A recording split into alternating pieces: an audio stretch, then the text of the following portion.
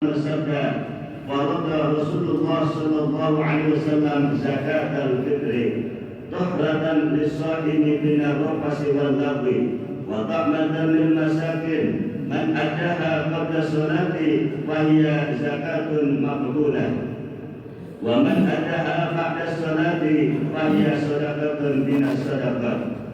Rasulullah sallallahu alaihi wasallam mewajibkan zakat fitrah sebagai pembersih diri bagi orang-orang yang berpuasa dari segala perbuatan sia-sia dan ucapan yang tidak baik, dan sebagai makanan bagi orang-orang miskin.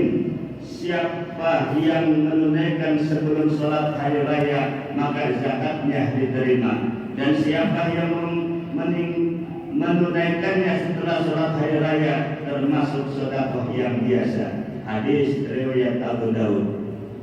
Secara harfiah, zakat berarti pembersih, penyucian atau taharah, berkembang atau nama, berkah atau barakah, dan pujian atau al-mahad. Semua makna perasaan ini digunakan dalam Al-Quran maupun hadis ketika menggunakan kata zakat. Kebiasaan orang Arab dahulu yang menggunakan kata zakat ini untuk tanaman yang sedang tumbuh dan berkembang. Mereka biasa membuat ungkapan zakat zar'u idza nama wa zada, yang artinya tanaman itu sedang berzakat, maksudnya sedang tumbuh dan berkembang. Zakat juga berarti kebaikan atau as-saleh. Allah Subhanahu wa taala berfirman dalam surat Al-Kahfi ayat 81, "Fa'aradna ayyubdilahuma rabbuhuma khairan minhu zakatan wa aqraba rahma." Kemudian kami menghendaki sekiranya Tuhan mereka menggantikan dengan seorang anak yang lain yang lebih baik kesetiaannya daripada anak itu dan lebih sayang kepada ibu bapaknya. Ada lagi makna lain bagi istilah zakat, yaitu amal soleh, sebagaimana termaktub dalam surah An-Nur ayat 21, "Walaula fadlullahi 'alaikum wa rahmatuhu ma zaka minkum min ahadin abada." Kalau bukan karena karunia Allah dan rahmatnya kepadamu, niscaya tak seorang pun di antara kamu bersih dari perbuatan keji dan munkar selama-lamanya. Masyaallah muslimin yang masalah Jumat yang Allah muliakan. Dalam Islam, zakat memiliki makna yang luas. Tidak hanya sekedar kewajiban keuangan maupun material, tetapi juga merupakan bagian dari kewajiban spiritual sebagai umat Islam. Zakat mencakup tidak hanya pembersih harta benda, tetapi juga pembersih jiwa dan badan. Pertama, mari kita mulai dari zakat jiwa. Zakat jiwa atau zakatun nafs adalah bagian dari keimanan kita yang harus kita tunaikan sebagai bentuk penyucian dan pembangunan diri kita sebagai hamba Allah yang taat kepada Allah Subhanahu wa taala. Allah Subhanahu wa taala berfirman dalam surah As-Samс ayat 7 sampai 9 yang artinya, "Demi jiwa dan penyempurnaan ciptaannya, maka dia mengilhamkan kepadanya jalan kejahatan dan ketakwaan. Sungguh beruntung orang-orang yang menyucikan jiwanya itu." Zakat jiwa meliputi pembersih diri dari syirik, kekafiran, kemunafikan, dosa dan perilaku buruk lainnya. Zakat jiwa ini melibatkan introspeksi diri yang mendalam, pengampunan terhadap orang lain, dan meningkatkan kesadaran akan tindakan kita. Selama bulan Ramadan ini, kita diharapkan untuk meningkatkan kualitas spiritual kita dengan membersih jiwa dari segala macam penyakit hati dan perilaku yang tidak terpuji. Kita perlu memperbanyak amal ibadah, meningkatkan kebaikan, dan menjauhi segala bentuk keburukan.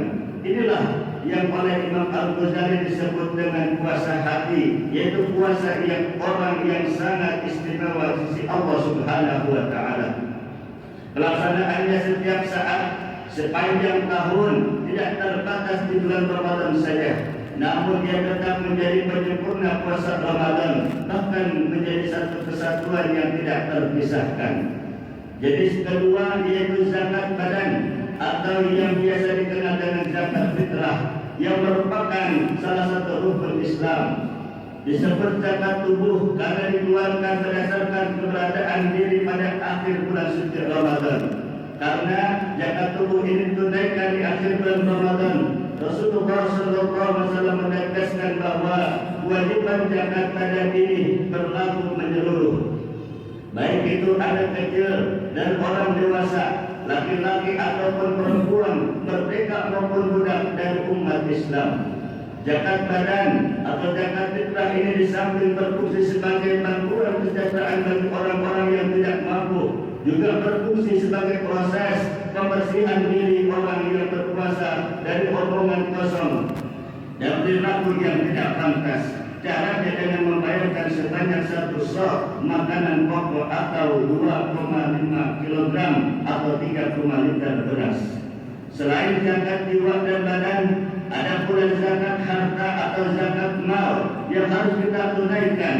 Zakat harta ini berfungsi sebagai pencucian bagi harta yang telah terkumpul banyak selama kita 1 tahun di tangan kita, sekaligus sebagai pencucian jiwa kita serta membawa berkah dalam kehidupan kita. Dalam Islam, harta merupakan ujian bagi manusia. Allah Subhanahu wa taala berfirman dalam surat Al-Anfal ayat 8 yang artinya, ketahuilah bahwa hartamu dan anak-anakmu itu hanyalah sebagai ujian. Oleh karena itu, membayar zakat harta adalah wujud ketakwaan kepada Allah Subhanahu wa taala dan pengakuan atas nikmat yang telah diberikannya kepada kita serta keberhasilan dalam menjalani ujian berat yang dibawa oleh harta.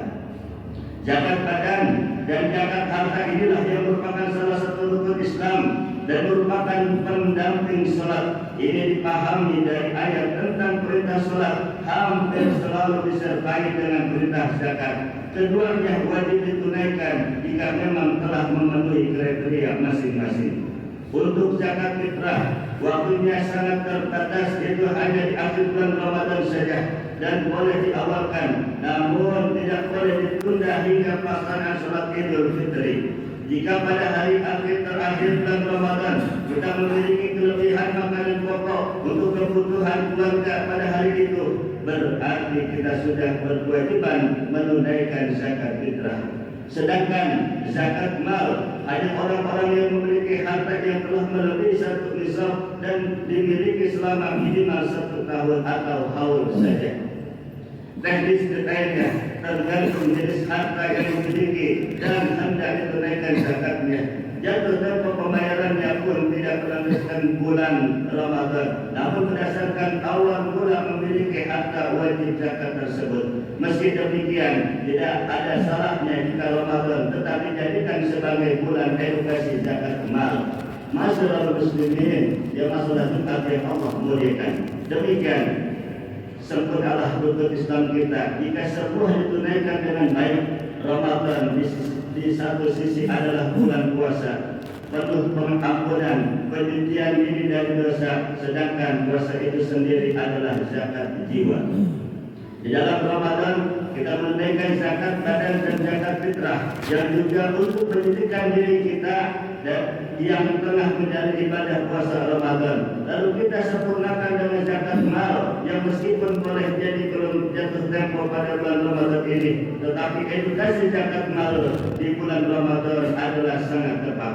Ramadan kita jadikan sebagai bulan untuk melaporkan zakat tahunan atau semacam SPT tahunan di dunia perpajakan di Indonesia. Namun pembayaran zakatnya tetap disesuaikan dengan haul dan nisab masing-masing. Ini khusus untuk zakat mal. Adapun zakat fitrah tentu tidak diotak-atik lagi waktunya hingga keluar Ramadan. Atas dasar itulah bulan yang bukan hal yang berlebihan jika menyebut Ramadan sebagai bulan zakat. Di bulan Ramadan kita menzakati jiwa dan hati melalui puasa yang sempurna. Di bulan Ramadan pula kita menzakati badan kita dengan zakat fitrah berupa makanan pokok. Di bulan Ramadan pula kita mulai mengevaluasi dan memantau secara seksama apakah masih ada hak orang lain yang menyangkut dalam harta yang kita miliki dalam 1 tahun. Jika ada, harus kita zakati supaya bersih. Jika tidak lagi karena belum mencapai